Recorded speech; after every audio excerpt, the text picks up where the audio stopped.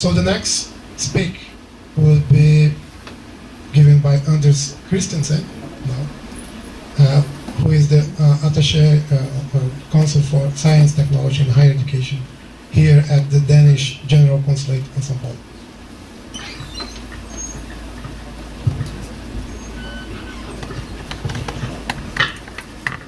Well, once again, thank you very much for inviting me and for including me in this important event. And well, I have agreed to talk about research and innovation in Denmark, but what I will give is merely a general overview of some of the structural frameworks that we have in place to support higher education, research and innovation in Denmark. And of course, just to let you know from the beginning, I will be here for the whole 2 days, and all the concrete questions that you might have, which I do not answer in this presentation, you're more than welcome to contact me over the next couple of days and do everything in my power to answer you in the best possible way.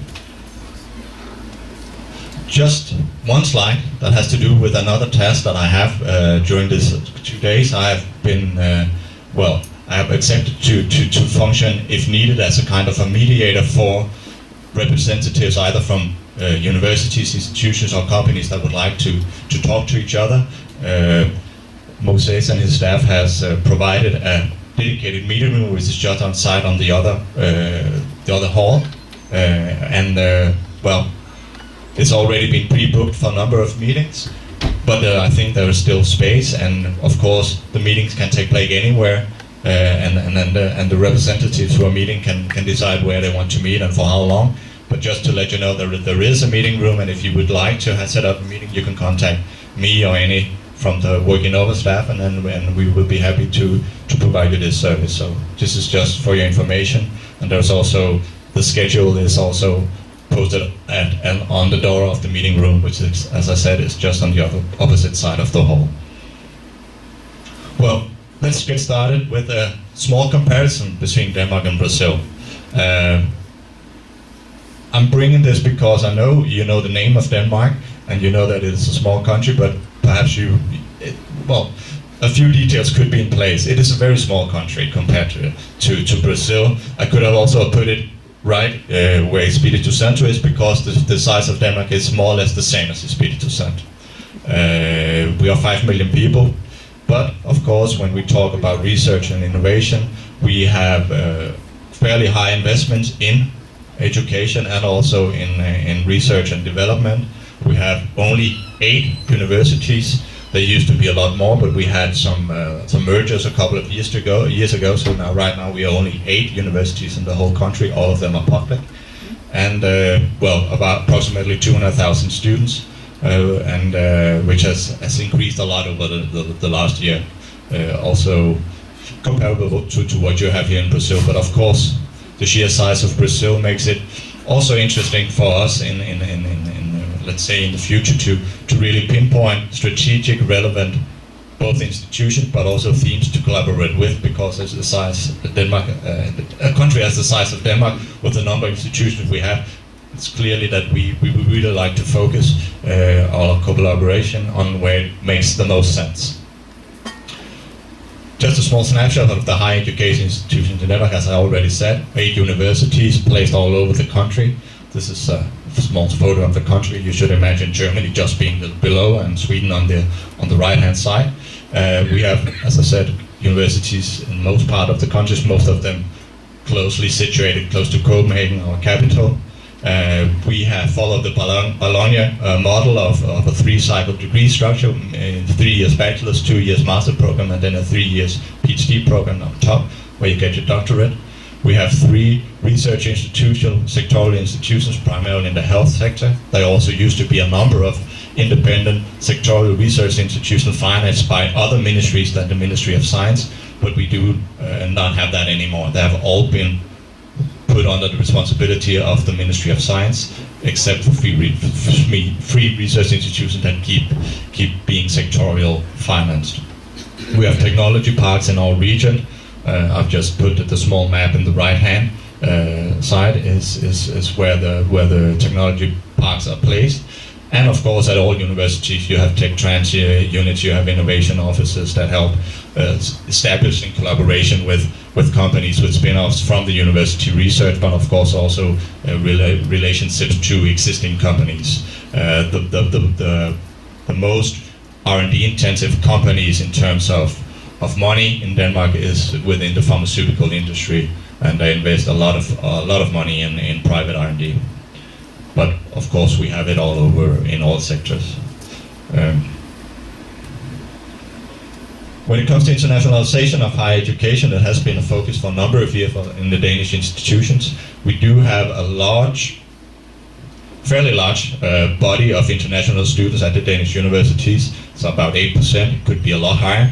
And we are working on getting it higher, and in some institutions, like DTU, for example, here today, in some areas it's a lot higher than 8%, but this is a general and average number.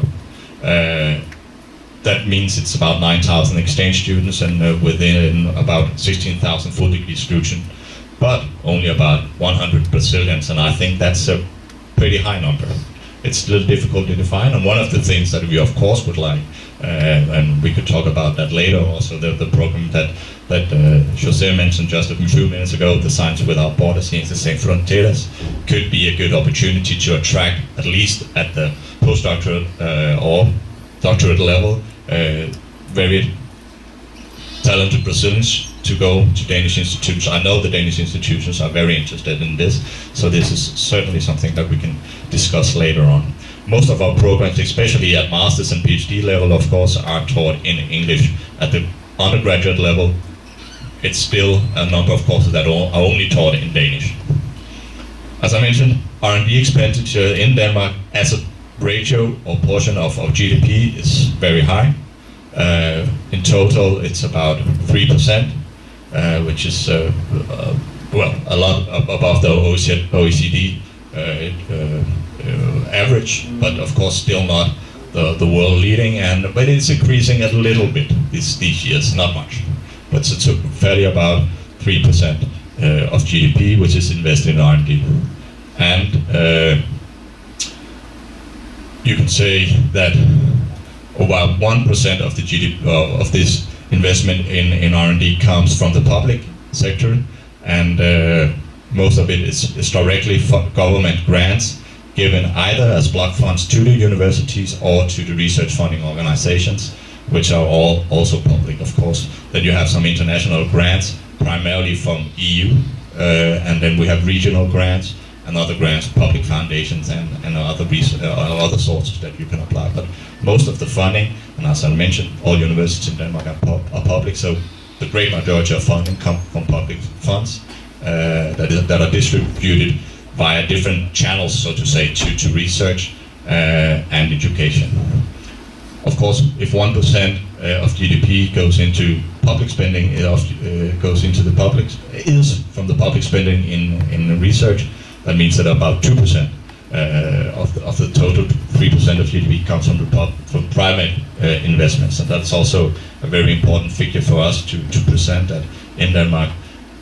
2/3 of all spending in R&D comes from private companies, and in Brazil, I know it's about the same ratio.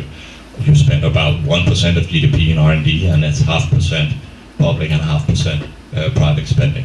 And that of course has a lot to do with the ability of a country to innovate, to make partnerships, innovative partnerships with universities, that you have the willingness and the ability in the private company to spend money on R&D. Just also to have some of the initiatives that we from the political level have been emphasizing a lot on these last years is the focus on PhD education. Of course, when we talk innovation, when we talk innovation in the sense that it creates revenue, taxes, companies, works, etc. The PhD level is also very fundamental to kind of establish this kind of positive growth. So we have had for at least 5 years now a very high focus on creating funding and developing and educating more PhD students. So we have had a doubling in the number, and currently we have about 2,400 PhD students a year in Denmark. And that's more than doubled over a few years, and they are of course in all areas, but the highest growth has been in let's say, natural sciences, the more in the natural science, the health science, and the engineering part, and not so much in humanities and social sciences. This is the main public funding organizations, which are all under the supervision of the Danish Ministry of Science, Innovation and Higher Education. And as you can see, we have a number of different organizations that encompass the whole value chain, from basic research to innovation, and from real funding to concrete research projects to more political advice. I would say the most important, they're all important in a sense, but of course what is really interested in terms of internationalization and international collaboration is primarily, I would say, the Danish Council for Strategic Research and also the Danish Council for Technology and Innovation, which gives a lot of funds for projects. Normally the applicant is based at a Danish institution, but it is possible for foreigners from foreign institutions also to apply. But of course, with the small provision that projects have to some kind and somehow benefit Danish R&D. But it's a fairly open system. But of course, I would say that the success ratio for many of these calls that we have from these organizations are low. It's difficult to get funding, and we could use a lot more money because there are a lot of good projects that do not receive funding. But the number here have been fairly stable. A small increase if you collect them all together, but just the national bill for 2030 was decided a week ago or something like that, and there was no big increase in any of these columns here, I'm afraid to say. So the level is more or less stable, but we stick to the 1.07% ratio of GDP invested as public funding in R&D.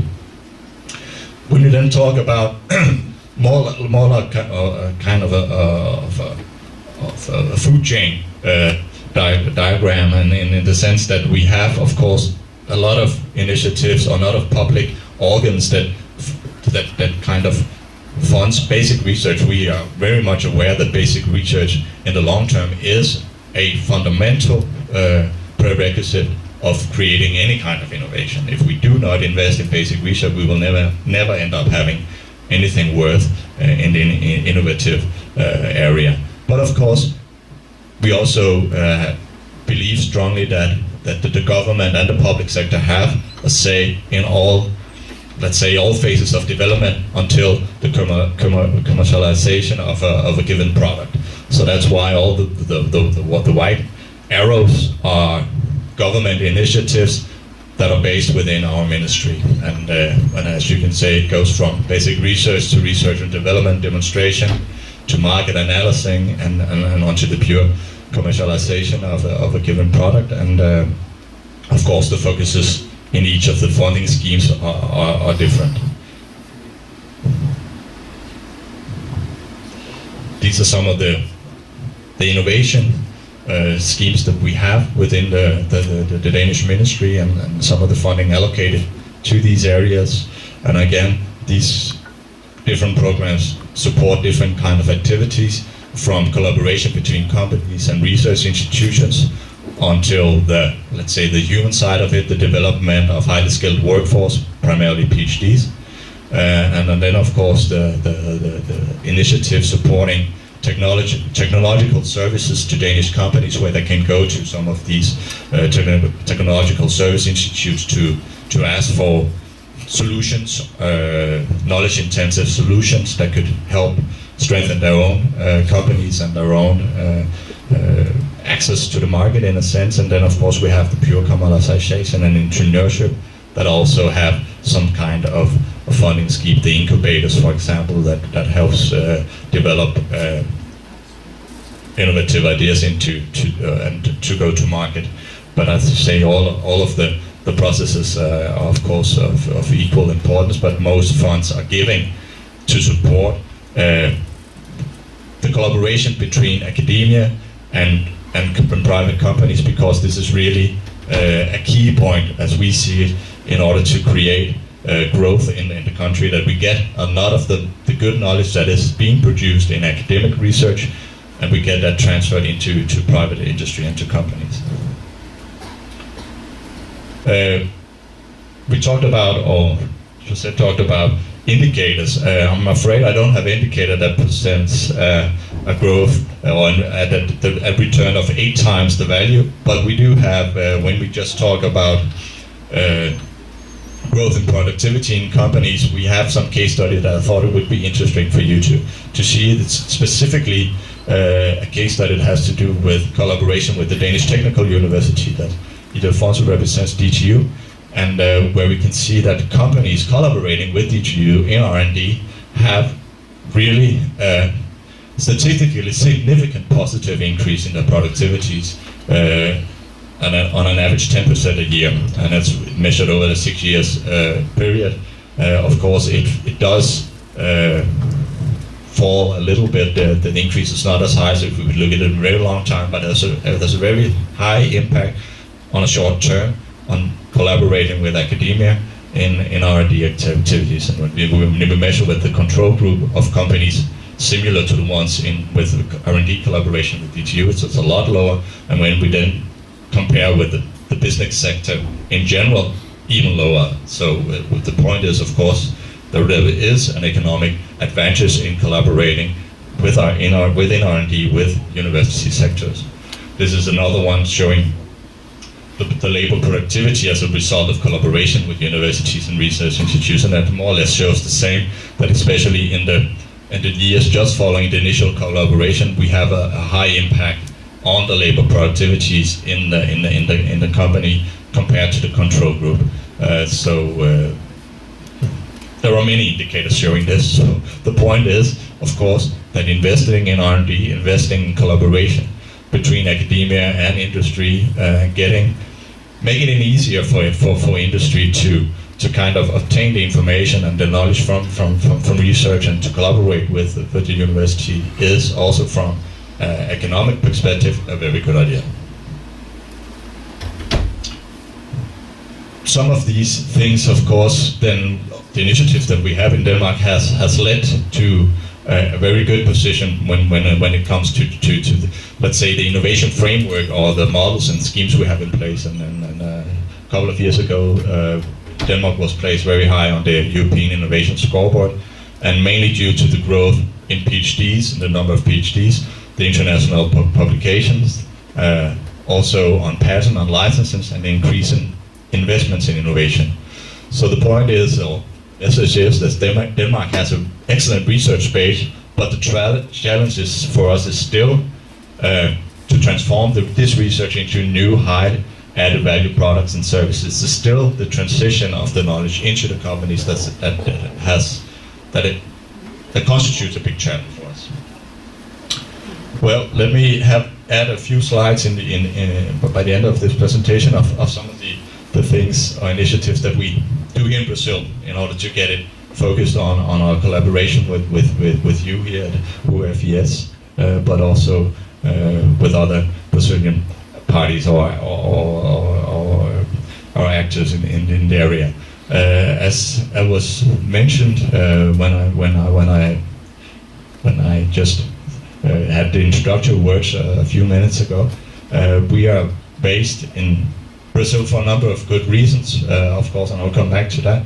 But the general idea is to strengthen the collaboration primarily between Danish universities and Brazilian universities, but also with a view to innovation and the interchange of knowledge, of personnel between, and also commerce between Danish and Brazilian companies. I'm based at the Consulate General in Sao Paulo, and of course we have focus on a lot of different areas. Some of them are mentioned here, but it's not an extensive list. It's merely some suggestions, and I would say that any area that could constitute an area of collaboration between Danish and Brazilian institutions is more than welcome to be added here, but it's very broadly defined. And of course the overall goal is to advance scientific collaboration, to attract talent, mobility of students, researchers, and of course to enhance in in the last case, enhance competitiveness and strength of Danish business through this collaboration with Brazilian parties. So why focus on Brazil? Well, there's already been mentioned some of the good points and some of the development taking place in Brazil over the last years. But of course, we can see when comparing it also to a country like Denmark that, for example, the publication, the growth in scientific articles has grown a lot in Brazil over the last years, a 200% increase from 2001 to 2011. And Denmark, of course, being at a steady and high level already in 2001, the growth has not been so high. But we have a high intensity in our academic activity even so. And this is also an interesting slide showing the number of articles, scientific articles with a Brazilian and Danish co-authorship. A few years ago it was very low, only about 33 publications a year.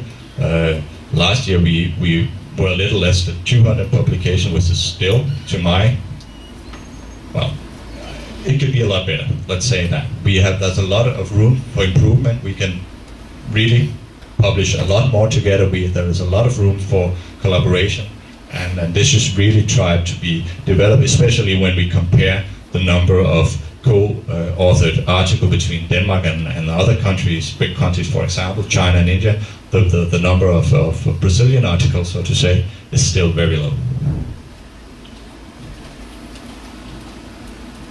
And the last reason, of course, why sending and science and education attachés to Brazil is, of course, also because we have a commercial interest in Brazil that has also been growing over the last years. Danish companies are now the export to Brazil has risen a lot, and right now it's by far the most important market in Latin America for Danish companies. But it should also, even though you see a steep increase, it should be mentioned that the Danish exports to the fifth largest country in the world only still constitute 2% of the total Danish exports. And when we compare to the exports to Danish export, no, that's the comparison that is very interesting is to see the countries that we normally compare ourselves with in Denmark. That's Germany, Netherlands, Sweden, countries in the northern area of Europe. Their relative share of export to Brazil is a lot higher than ours. 5-6% of their exports go to Brazil. For us, it's only 2%. So we believe that there must be, should be room for a lot more there, and we see the collaboration in science and education and innovation as an important way for long-term collaboration, as a way in for a number of Danish companies, especially the ones with high knowledge-intensive products. So what have some of the things that I've personally been doing for the last years is to get, let's say, the framework condition in place in order to have events like this, in order to stimulate concrete activities that would actually bring our scientists together, to bring our companies together. And what was needed was, of course, a number of agreements, a number of, let's say, boring bureaucratic things that need to be in place in order to make scientists work together. So we have had, for the last year, we have made agreements both here in Brazil at a federal, national level with the Brazilian Ministry of Education, the MEC, and the Brazilian Science Ministry, MECT, and of course with some of the, let's say, the research funding organizations that you have within the Brazilian setup. CAPES, we have no agreement with CNPq, but we have a close contact to them, and also most recently we signed on to Danish participation in Science Without Borders, the Brazilian Mobility Program. I have a few slides of that just in a moment, and all Danish universities participating in that. An important thing is also to mention this one. It's one of the only dedicated funding schemes that we have in Denmark, the Danish International Network Program, that can actually support networking and matchmaking activities in Brazil. And I know that we hope to fund another workshop like this the next year by applying with these funds. Of course, this is scientists that will have to evaluate the proposal and not me, but I think it is obvious to try to use this program to stimulate contact between our two countries, between researchers, and this is open for Danish-Brazilian collaboration. It is not, and that's an important thing, it's not research funds, it's networking funds. So when it comes to actually funding real research projects, we still have a lack of funding, and we will have to see, of course, all the funding schemes that I mentioned we have in Denmark are always open to internationalization, but they will be competing with all kinds of research projects. And of course, another initiative, another area that should be looked into are EU funds. As you know, the European Framework Program, which is now ending, and we will have the next year we will have the new one called Horizon 2020. It's the largest research funding program in the world. There's a lot of money there, but of course it's also a big challenge to kind of find your way in where can you find money for collaboration. And as you know, Brazil is associated to these programs, and Brazilian scientists can participate. The new thing is, of course, that within Horizon 2020, it's on an equal basis, so to say, that Brazilian scientists will have to find their funding in the Brazilian funding structure as the European will find it in the European structure. At the state level, we also have a few agreements, only for the time being in Sao Paulo with FAPESP, and only in the area of food science. And we have a joint call for research proposals. This year, we had it last year, and we will hopefully also have it in 2030. It's a fairly small program. It's only 10 million Danish kroner each year, a little more, no, a little less than, a little more than 3 million Brazilian reais per year for the Danish side, and FAPESP will then fund equally on the Brazilian side. And at the institutional level, there has been, as I mentioned, a high interest in doing collaboration with Brazil. I've had a number of delegations from most Danish universities here over the last 12 months, and my guess is that they will keep on coming because they're really interested in collaboration with Brazilian institutions and getting the contacts set in place, because as I mentioned, the interest is great, but the knowledge about Brazil and Brazilian institution is still limited. So we really need to get those delegations coming here, and also, of course, you're more than welcome to go to Denmark, and I will be happy to support you in any way we can do that. But to get to know each other at an institutional level and also at a personal level between scientists is very important in order to make the concrete things happen. Well, and that is exactly what we are doing now. From now on, there will be a strong focus on concrete activities. The workshop we have today and tomorrow on photonics is, of course, one example. Next week, we will have a workshop within Brapa, the sectorial institution here in Brazil on food science. And then again, in December, a workshop of management in organization. And then, of course, we hope to have several more. There will be a workshop on biorefining, hopefully in March next year here. Just 2 slides, the last 2 slides on the Science Without Borders, which I think it's a very important message, at least from the Danish institutions to the Brazilians here present today, that we are now participating in Science Without Borders. Well, for the Danish representatives here not knowing much about it, it's a large-scale Brazilian federal program aiming at sending more than 100,000 Brazilian students abroad. It has modalities in, let's say, in almost all levels of education. So undergrad scholarships, it's not master scholarships, but then it's PhD scholarships and it's postdoctoral scholarships, and also a few scholarships for senior scientists. And well, it's a very ambitious program, and it's a very big program. And the Danish universities are now participating, but only, and that's an important measure, at PhD and postdoctoral level, and not at undergrad level for the time being. We are participating at PhD and postdoctoral, and what it makes possible is, of course, for Danish universities to host Brazilian students. In 3 modalities, we're participating in the sandwich PhD, the full PhD, and the postdoctoral. This is primarily the areas where Brazilian students can apply. And we are currently setting up a dedicated Danish webpage that will be in the air in a few weeks from now, where all offers, all contacts in Denmark at the Danish university will be listed. But as I said, we're already part of the program now. And when you look at the Brazilian timetable for This is for postgraduate scholarships. There is already a call open now.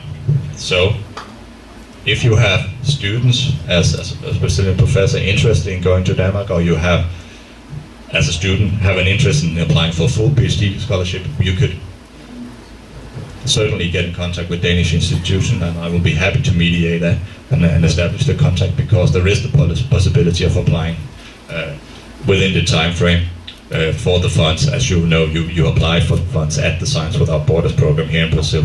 This is jointly or co-funded primarily by CNPq and by CAPES, but also with, as Jose mentioned, also a lot of other funds included in that program, also from private companies. We of course recommend, and I think it is a very important message also to the Danish scientists involved here, that the options for Brazilian students within this program are so many. A lot of good universities in the world are open for receiving Brazilian students, and you should really make an effort in order to attract the students to Denmark, because they have a lot of possibilities, and the ways and the funding opportunities for Brazilian PhDs and postdoctorate have never been better. So there's a lot of international competition in attracting the best Brazilian students. So I think really to present your case and to show why it would be important to go to Denmark, I think would be worth the while. And I hope, along with the Danish universities, to make a number of promotional activities over the coming months, and trying to draw a little attention to the possibilities in Denmark, because we do believe we have a lot to offer also in an international comparison. I think that was what I had to say, and as I said, the main point here was just to get a general overview, and the message is I'll be here for the next couple of days, so any specific thing, any good suggestion for where to work together, I would be more than happy to discuss, both with the university representative and with individual scientists. So please come and talk. Thank you.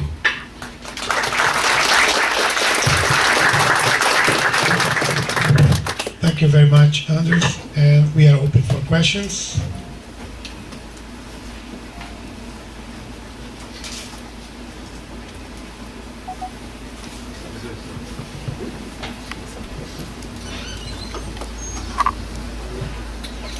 Good morning, everyone. Maria José from UFES. One thing I would like to ask to Anders is the expectation you have in your side, because I took part in this organization. I'm impressed how things happen very fast, and we just decide something, and things can happen. In this case, in this cooperation, this workshop is the first approach, and how is the expectation to get, for example, a project, and how long time you need to take a result?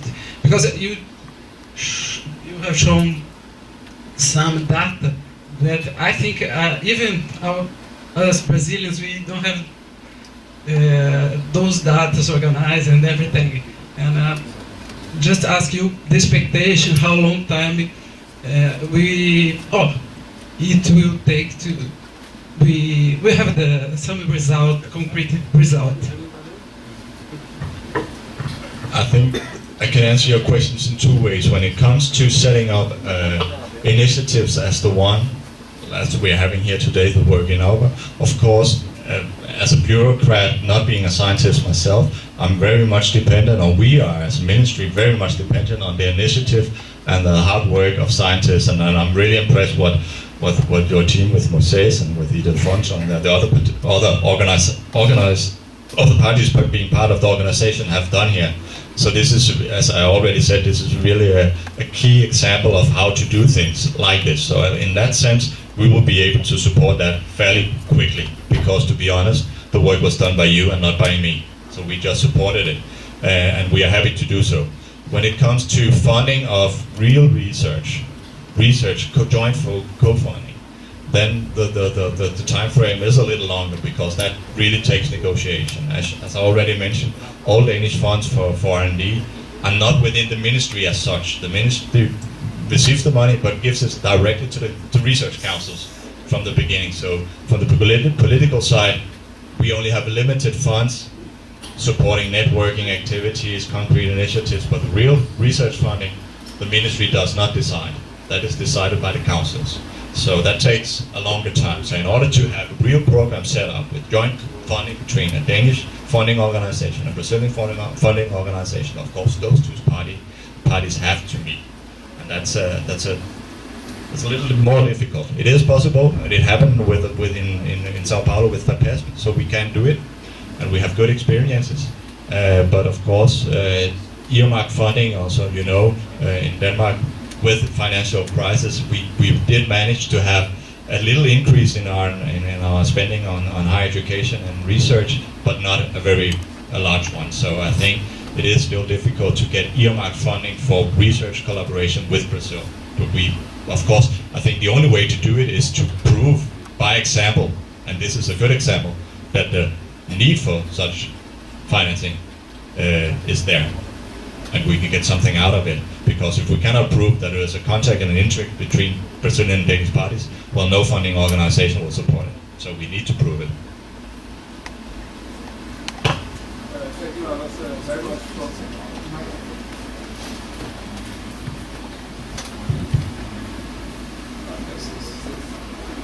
Thank you for a very nice talk, Anders. It was also very interesting to hear those researchers from Denmark. Just one little question. How difficult is it for a Brazilian PhD student to go to Denmark when it comes to the foreign ministry and getting all the paperwork for actually staying in Denmark and all these parts? Is that straightforward, or does it take special needs? Our hope is that it is straightforward. We have informed from the Danish Ministry of Science, we have informed the relevant ministries and what is in Denmark called Udlændingsstyrelsen, which is the organ that authorizes visa for researchers and students to establish kind of a fast track for Science Without Borders scholarships or students with a scholarship from Science Without Borders. So our hope is that this can go fairly quickly, and we do everything we can from the embassy here in Denmark, but also from the Science Ministry, to make this as easy as possible, because that is of course also a very important prerequisite of receiving anybody. It's no point in receiving a scholarship when the host countries then drag out the application for a visa for 6 months, then nothing will happen. So it is very important we have a focus on it, and my impression is that it will be straightforward. Anders, indeed, thank you very much for the presentation, and I want to make a comment first. I think that we are scientists from Denmark. We really believe that we can make this course shoot up in the publications with our colleagues here in Brazil. I think this is going to be a different course in a couple of years. The question is, I know that there is expectation of the creation of new innovation centers in Denmark around the world. How do you see the prospect of Brazil being one of those countries hosting one of these new centers?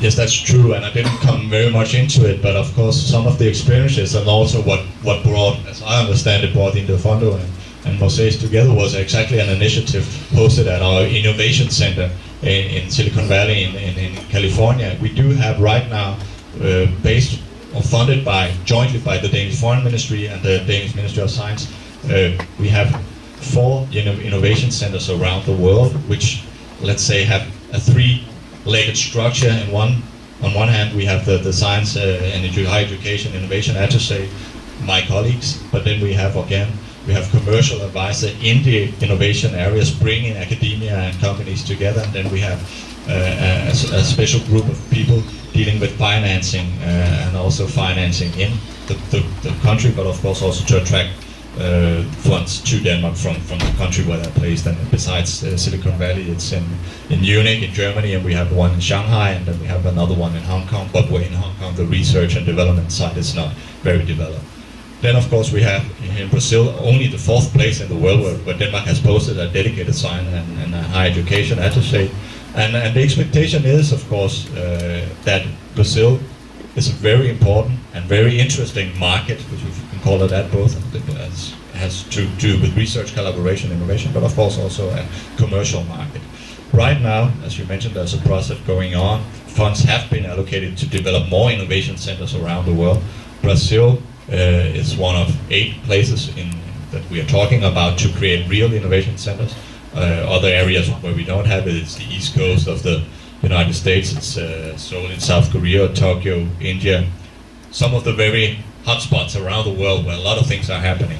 So it's currently being discussed politically, but my guess is that Sao Paulo at least stands a good chance of becoming an innovation center, perhaps not with the same setup as we have in Silicon Valley, but our experience is that these innovation centers are able to really create and to promote a lot of good collaboration, both on the scientific side, but also, of course, also when science goes into innovation and we get the involvement of Danish companies, and that's a very important process, and we hope and see possibilities for that also in Brazil.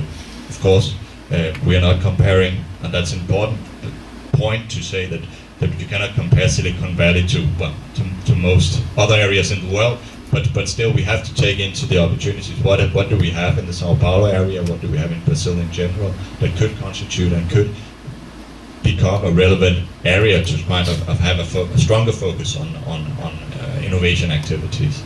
And I believe there is a market for that in Brazil, but of course we are competing, or Brazil, Sao Paulo, the Danish representation there are competing with other areas in the world with a very strong R&D activities and a lot of interesting things going on. So I cannot tell you yet, but my expectation is that probably something will happen. It has not been decided. Okay, so we have to thank Anders for the very nice presentation.